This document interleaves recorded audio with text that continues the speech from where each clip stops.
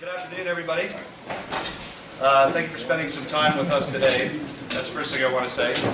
My name is Emil Parker, and today I just want to take a few minutes, and I want to share with you how my life has changed since I first discovered this information, and a lot of information that you guys have probably seen. Just out of curiosity, how many people have seen the Zeitgeist movies? Get somebody? Oh, beautiful. All right. You know what? I believe that many of you guys are going to be able to relate with what I'm about to say for one simple reason, and that is that you are here. And I'm really glad.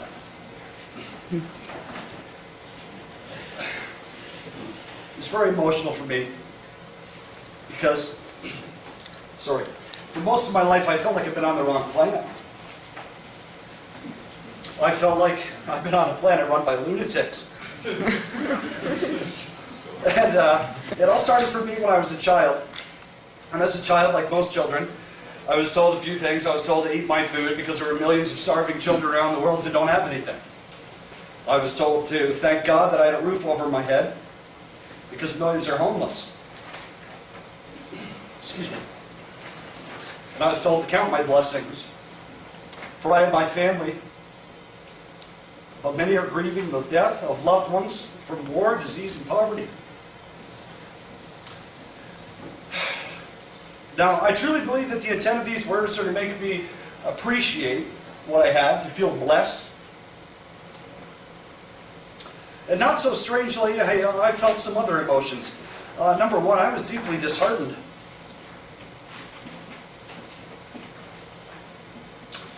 Because who am I to have all these things, but so many other people do not? And I was appalled.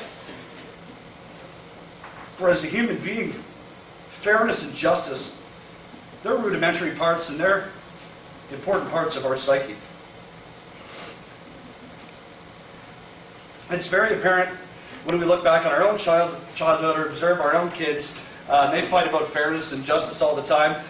She got more juice in her cup than I did. He got a bigger piece of cake than me.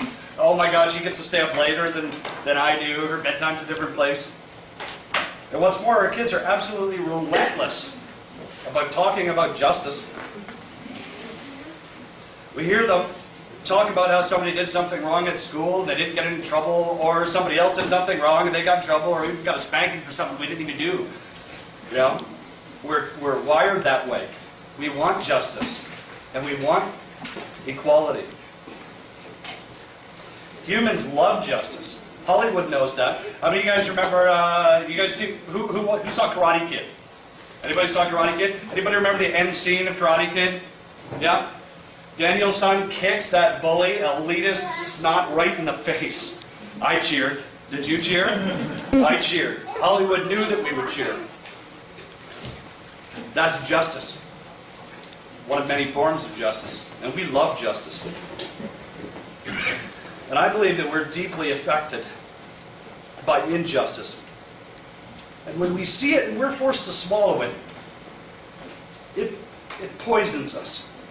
It poisons our soul. It's like venom in our veins and it burns. And we have to learn how to live with that. And we ask questions all throughout life, particularly when we're young, about life being unfair or unjust. And I don't know about you, but the answers that I received weren't enough to satisfy me. I heard things like, yeah, it sucks, but there's nothing we can do about it, or, yeah, just be thankful it's not you. I heard, try not to think about it, you know, don't dwell on it, it'll just drive you crazy. And my all-time favorite, it's all just part of God's plan. Well, as far as I'm concerned, these are pretty weak-ass answers. And those didn't go away. Well, needless to say, the space-time continuum, marched on, and I grew up. And while I grew, I was sold some new ideas that were sure to fill the void in my soul and replace that pain of injustice. And that was self-indulgence. The monetary system, the economic system, told me what I needed to be a success. what I needed to be happy. I needed a nice big house, a fancy car, great clothes, great hairdo, gadgets, games, dining out. I needed all of those things. That's what I needed. So I did that. And I became what is commonly defined as successful. And I had it.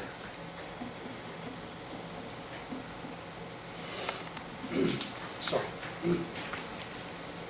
Well, many nights I would stay awake in my beautiful home with my plasma TV mounted over my fireplace, sitting on my luxurious leather furniture, my cool in-ground sprinkler, humming along, making my lawn green, being the envy of all the neighbors, my fancy cars sitting in my heated garage, my concrete stamped driveway, and all that stuff. And I was not fulfilled. There must be something wrong with me. That's what I would say to myself. I was living like a king. A king compared to most of the world, most of the planet. And still, why aren't I happy? Why can't I enjoy my life? I must be crazy. Strangely, I felt like I was in a cage. A beautiful prison. Controlled, manipulated, lied to, disheartened. Nobody else seemed to be talking about this stuff. I started thinking about conspiracy theories and going to war and being sent over there to kill people for their resources. Friends told me that I was paranoid, that I was a conspiracy theory believing nut job, and I must have a chemical imbalance.